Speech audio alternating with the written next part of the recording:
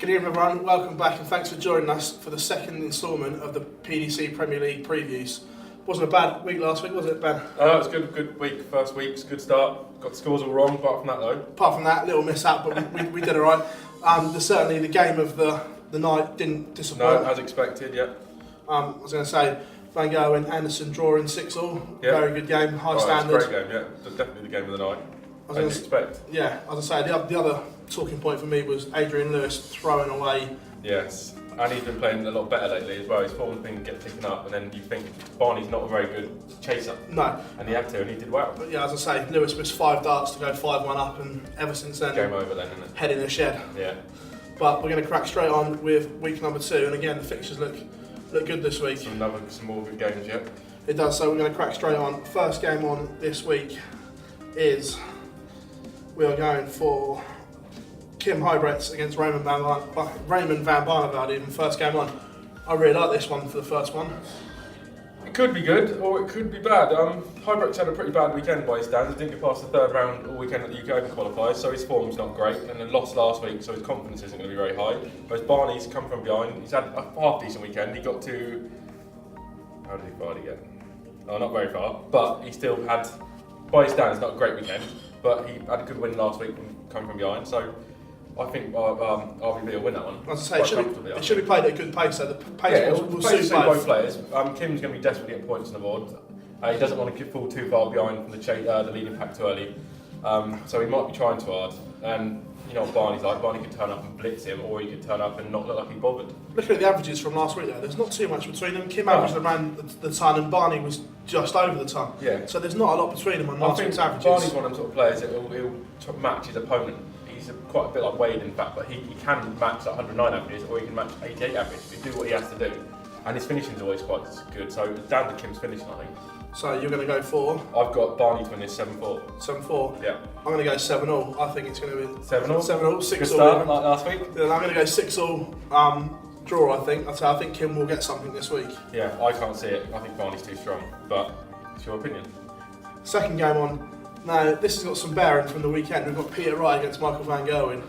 Yes. Now, for those that don't follow darts away from the TV, it was the UK Open qualifiers at the weekend, and Wright actually has got a number on Van Gerwen for the weekend. Out of the 3 events, Peter Wright won 2 of them. On the way to winning one, and he beat Michael van Gerwen.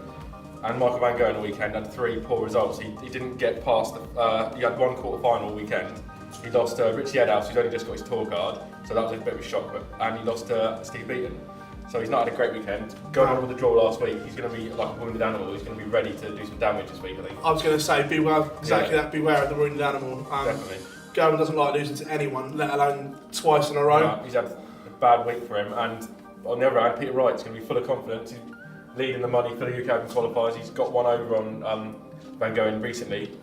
I think that could be a good game, but I still think Van Gerwen's going to edge it. I think it'll be 7-5 to Van Gerwen. I think he'll be too strong. Yeah, I think it might be, but I'm going 7-4 Van Gerwen. I think the wounded animal effect, and I think we could see quite high averages in this one. I think I'd fancy 9 data in this one. I think they're Wouldn't both surprise playing. me. Van Gerwen's been trying for so long. He's missed so many on double 12 over the last 18 months.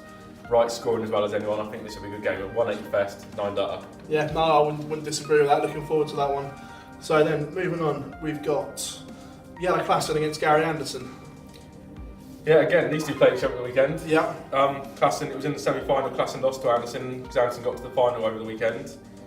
The pace is going to be amazing. It's going to be such a good pace game to watch, which will suit both players. But I think it will suit Gary Anderson more because he's a better player. And if the conditions suit him, I think his scoring and his finishing will be much better. I was going to say, watching Anderson last week, although he didn't beat Michael, he was absolutely magnificent. Oh yeah.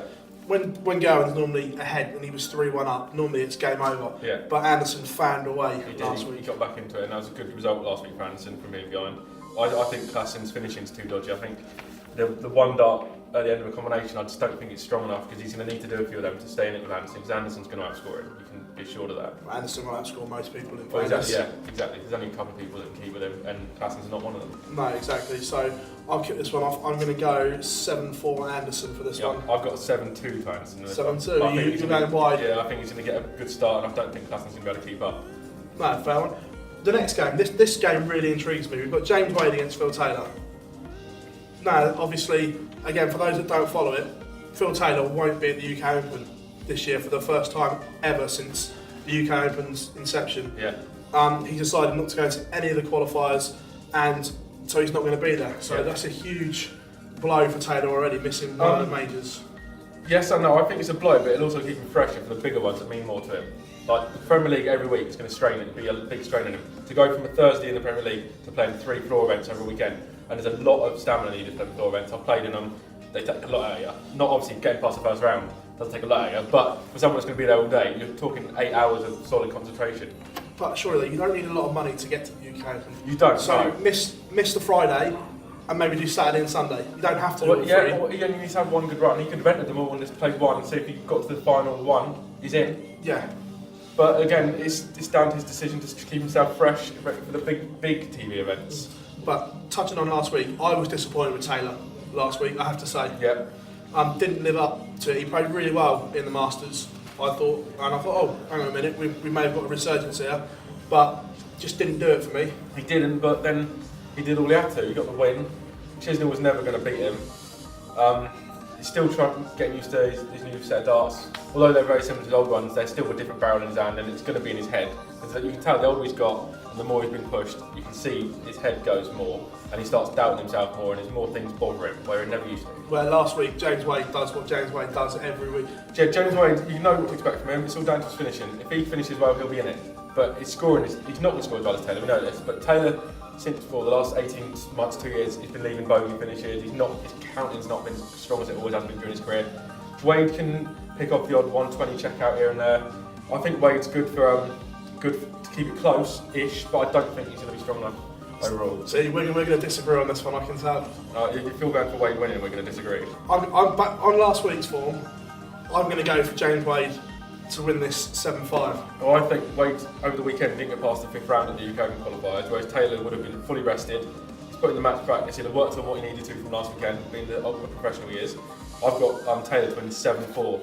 And I think this is the sort of game that Wade in his head, I don't think he thinks he's going to win it. I think this is sort of damage limitation, get as many legs as you can, because I think when it comes to the top and bottom 4 split, I think it's going to come down to leg difference. So these are the games, Van Gerwen's, the Taylors and the Gary Anderson's are where you need to get the legs for the leg difference at the end. I knew we'd disagree on this one today. Yeah, because you hate Taylor and he's a hero. Right, and the last game on is Adrian Lewis against Dave Chisnell. And again, after last week, I genuinely don't know what to expect on this one. It is a tough one. They're both capable of being absolute geniuses or absolute numpties, really. Lewis has been playing well. Last week, hopefully the game won't score him too much. Lewis did get to a final weekend where Chisnell didn't get beyond the 5th round. So whether you can read anything into that or not, current form, Lewis is playing better. But last game of the night, who knows? Like we said as well, Chisnell's action didn't stand up last week. Under pressure, it was snatch central. It is, yeah. And then Lewis's can be too relaxed, so it's the opposite. It goes the other way.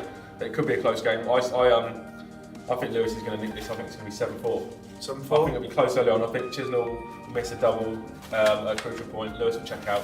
He'll go 7-4, I think. I'm going to sit on the fence and go 6-all for this one. I think both will take a point. I think, yeah, it's a game where both players are going to fancy their chances. But I think Lewis has been a better player over the last couple of months. Chisnell's sort of gone downhill a bit, where Lewis has picked up a bit of form, although nowhere near his best. But he's got the pedigree, he's 2-time world champion, and Chisnell has only ever shown that he bottles it in finals. So I've got Lewis to win that, and I think after this week, his table's going to start to take shape, and I don't think it's going to change a lot. I think the top 4 are going to be a massive goal for the bottom 4, and I think you'll have Wade and Barney sort of floating in the middle. I think Anderson and Gerwin will finish 1 and 2. Yeah. And then I think it's up for grabs. I think Taylor and Wright will definitely be the top 4 with them two, and I think the bottom 2 are going to be fighting out 2 from 4. I think you're going to have Chisnell, I think you're going to have Hybrids, and I think you're going to have Klassen and... I said Chisnell? Yeah, you are. Yeah, don't worry about it. they're not getting through anyway, so it doesn't matter. But I was going to say, I really like it. So we're going to give you a few of our picks for those that want to bet this week as well. I think NVG most 180s for the night because of the game he's playing. Yeah, I agree. Because of it's right, I think the pace will suit and bring an animal. I think NVG most 180s for the overall night. Yeah. Is a great bet. Definitely, they're going to both be wanting to beat it. I think I still fancy 9 down in that game. That's where I think the bet is. You definitely a 170 check out. No, definitely. That's where I think all the odds are in that game. Because the other ones, I don't think they're a bit close to call really. I think Lewis and Chisnell could be a 180 fest, but it could then also be nothing. never know. You never know because they're not form ponies at the moment. The other one I quite like is Raymond van Barneveld, highest finish in the night. Yeah. Because he always pops up with these three figures, that's- your 1, yeah. 5, 6s. And I think that's what will separate them two players, the checkouts, and I think Barney's always good for a 156. I was going to say, yeah, I really like Barney for that. The other one, for those that fancy it, guys, Betfair, I've got a really great offer on this week.